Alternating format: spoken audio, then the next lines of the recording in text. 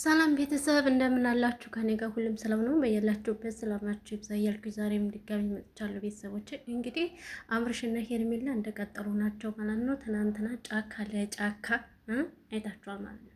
ቪዲዮን ሄዶ መኪናው ማለት ነው። የእውነት ነው የምላችሁ የሆነ ድምፅ በቃ እንደተጋጨ አስመስሎ ምናምን እንዴት ወስዶ ግድግዳው ጥግ ጋር እንዳቆሙ አይተናል ማለት ነው። ታምሌት የጻፈው መኪና አብርሽ መኪና አደጋ ተረፈ ከመኪና አደጋ ተረፈን ብሎ ነው እንትን ያለው ማለት ነው።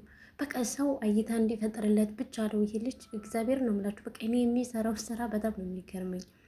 በቃ ሊብ ላይ ረጅም ሰዓት እንደሌለው ሰው ጋር መቀመጥ አይፈልግም። በቃ ምንም ይባል ምንም ቪዲዮ ከመስራቱ ማያውቁ ምንም አይሸነፍም ማለት ነው። አይታችኋል ትናንትና እንግዲህ እንዴት እንዳለ እና ከሄርሜላ ጋር እስካሁን ድረስ አልተውም።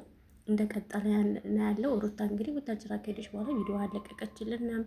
እርጉዝ ስለሆነች ያው ማረፍ ስላለባት ምናምን ነገር እስካሁን እሷን አላየናትም። አብርሽ ግን ቪዲዮውን እየሰራ ከሄርሜላ ጋር እንደቀጠለ ነው ማለት ነው። እውነት ግን እኔ እውነት የሚሆነውን ነገር ልንገራቸው።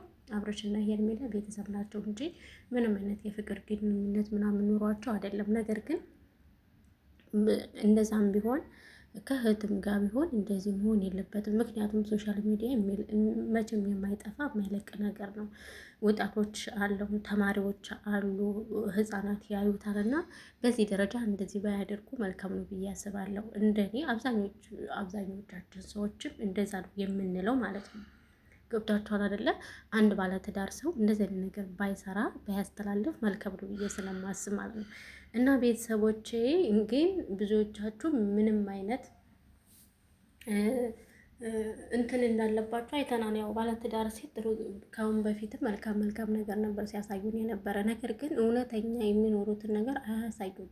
አብርሽ የሚሰራው ቪዲዮ የሁሉም ነገር የውሸት ነው። እንዳታምኑት፣ የእውነት እንዳታምኑ። ከመጀመሪያው ጀምረው ውሸት ብቻ ነው የሚያስተምረን እንጂ ደህና ነገር ግን የውሸትም ቢሆን ስለ ፍቅር ስለምናምን ነገሮች የሚሰሩት ነገር ከሩታ ካሁን በፊት የነበረው ደስ ይላል። የማይኖሩትን ህይወቱን ቢሆን ማለት ግን አሁን ላይ በጣም የሚያስጠላ መጣ።